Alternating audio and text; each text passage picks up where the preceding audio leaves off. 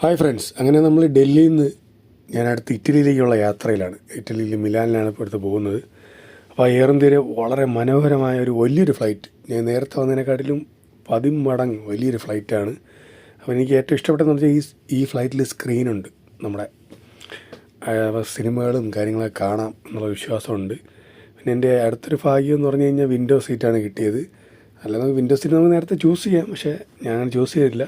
എന്തായാലും ഫ്ലൈറ്റ് എൻ്റെ മൂവായി.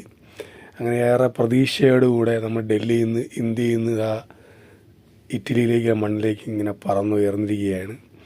എന്തായാലും വളരെ മനോഹരമായ കാഴ്ചകളായിരുന്നു. കാരണം വിൻഡോ സീറ്റിൽ നിന്ന് നമുക്ക് ഈ പുറത്തുള്ള കാഴ്ചകളും ഈ ആകാശ കാഴ്ചകളെ കാണുന്നത് ഭയങ്കര രസമാണ്.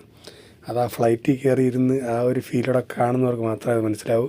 കുറച്ച് കഴിഞ്ഞപ്പോൾ തന്നെ ഒരു ഗ്ലാസ് ജ്യൂസും, ആപ്പിൾ ജ്യൂസും, പിന്നെ ക്രഞ്ചി കോണിൻ്റെ ഒരു പാക്കറ്റ് കോൺ കിട്ടി. അപ്പോൾ അത് കഴിച്ചു. പിന്നെ കുറച്ച് കഴിഞ്ഞപ്പോൾ മനസ്സിലായത് സ്ക്രീന് മാത്രമേ ഉള്ളൂ, വെൽക്കം ഓൺ ബോർഡ് എന്ന് മാത്രമേ ഉള്ളൂ, ഇത് വർക്കാവത്തില്ല. അങ്ങനെ 8ൻ്റെ പണി അടുത്തും എയർ ഇന്ത്യയിൽ നിന്ന് കിട്ടിയിരിക്കുകയാണ്. എനിക്ക് ഏറ്റവും വിഷമമായെന്ന് പറഞ്ഞു കഴിഞ്ഞാൽ എൻ്റെ സ്ക്രീനൊന്നും മറ്റുള്ളവരുടെ സ്ക്രീനൊന്നും വർക്കാവില്ല, എൻ്റെ അടുത്തിരിക്കുന്നവൻ്റെ സ്ക്രീന് വർക്കാവുന്നുണ്ട്. അവൻ സിനിമകൾ കാണുന്നുണ്ട്. അങ്ങനെ എനിക്ക് അങ്ങനെ ആകെ പൊട്ടി. ഇത് കണ്ടപ്പം ചൊറിഞ്ഞു വന്ന്. പിന്നെ കുറച്ച് കഴിഞ്ഞപ്പോൾ സമാധാനം ഫുഡ് വന്ന്, നമ്മുടെ ഒരു ബിരിയാണി പോലത്തെ റൈസും ബട്ടർ ചിക്കനും ഡാലും, പിന്നെ നല്ല ചോക്ലേറ്റ് കേക്കും, പിന്നെ കോണം വെജിറ്റബിളെല്ലാം കൂടെ മിക്സ് ചെയ്തുള്ള ഒരു ഇതും. പിന്നെ കുറച്ച് കഴിഞ്ഞ് ഒരു 4-5 മണിക്കൂർ കഴിഞ്ഞ് വീണ്ടും ചിക്കൻ്റെ പാസ്ത വന്നു, പിന്നെ ഡെസേർട്ട് വന്നു.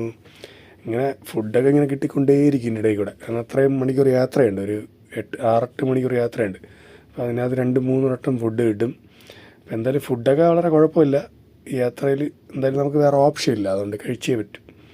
പിന്നെ എനിക്ക് ഏറ്റവും ഇഷ്ടപ്പെട്ടത് ഈ ആകാശ കാഴ്ചകളാണ്. ഒരു രക്ഷയില്ല എന്ന് പറഞ്ഞാൽ, ഞാൻ ഇതിനു മുമ്പ് ഫ്ലൈറ്റിൽ കയറിയിട്ടുണ്ടെങ്കിലും എനിക്ക് ഈ ആകാശ കാഴ്ചകൾ പ്രത്യേക ഒരു ഭംഗിയാണ്. കാരണം നമ്മൾ ഈ മേഘങ്ങളെ മുകളിൽ കൂടെ ഇങ്ങനെ പോകുമ്പം ഒരു സൂര്യൻ്റെ ഒരു ലൈറ്റ് അടിക്കും, ഒരു വാം വൈറ്റ്, ഭയങ്കര രസമാണ് കാണാൻ.